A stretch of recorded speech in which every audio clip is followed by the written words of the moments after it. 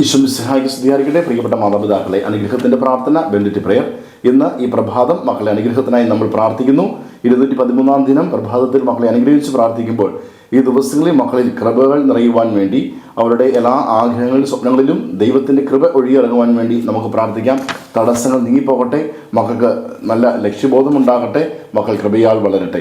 സുഭാഷിതങ്ങളുടെ പുസ്തകം 30-ാം അധ്യായം 8-ാം വചനം നമ്മൾ പ്രാർത്ഥിക്കുന്നു. അസത്യവും വ്യാജവും എന്നിൽ നിന്ന് അകറ്റി നിർത്തണമേ. പ്രിയപ്പെട്ട മാതാപിതാക്കളെ, മക്കളുടെ ജീവിതത്തെ കാർന്നു തിന്നുന്ന അസത്യം, സത്യസന്ധമില്ലായ്മ, നേരായ വഴിയിൽ പോകാൻ സാധിക്കാതെ വരുന്നത്, വളഞ്ഞ വഴിയിലൂടെയുള്ള കുറുക്കു വഴിയിലൂടെയുള്ള സമ്പാദ്യങ്ങൾ, ഇതൊക്കെ മാറിപ്പോകുവാനും അസത്യത്തിൽ നിന്നും സത്യത്തിലേക്ക് തിരികെ വരുവാൻ, വ്യാജത്തിൽ നിന്ന് മാറി നിൽക്കുവാൻ, നേരായ വഴിക്ക് പോകുവാൻ, എല്ലാ ക്രമക്കേടുകൾ, തെറ്റിൻ്റെ എല്ലാ വഴികൾ, എല്ലാത്തരം ദുശീലങ്ങൾ മാറിപ്പോകാൻ നമുക്ക് പ്രാർത്ഥിക്കാം.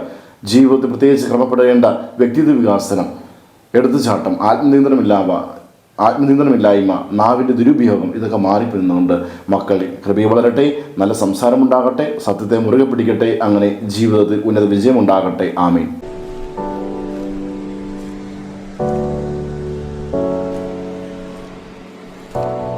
പ്രിയ മാതാപിതാക്കളെ, ഈ സമയം നമ്മുടെ മക്കളെ ഈശോയുടെ കരങ്ങളിലേക്ക് സമർപ്പിച്ച് അനുഗ്രഹിച്ച് പ്രാർത്ഥിക്കാം. മക്കൾ അടുത്തുണ്ടെങ്കിൽ അവരുടെ ശിരസിൽ കൈവച്ചും, അതിന് സാധിക്കാത്ത പക്ഷം അവരെ മനസ്സിലോർത്ത് അവരുടെ പേര് പറഞ്ഞ് നമുക്ക് പ്രാർത്ഥിക്കാം.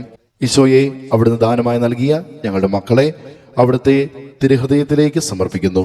പിതാവിൻ്റെയും പുത്രൻ്റെയും പരിശുദ്ധാത്മാവിൻ്റെയും നാമത്തിൽ അപ്പനായ അമ്മയായ ഞാൻ എൻ്റെ മകനെ, എൻ്റെ മകളെ അനുഗ്രഹിക്കുന്നു.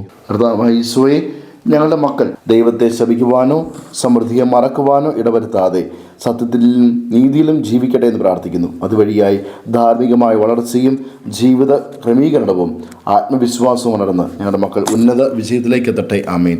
യേശുവേ നന്ദി. Hallelujah, hallelujah, hallelujah.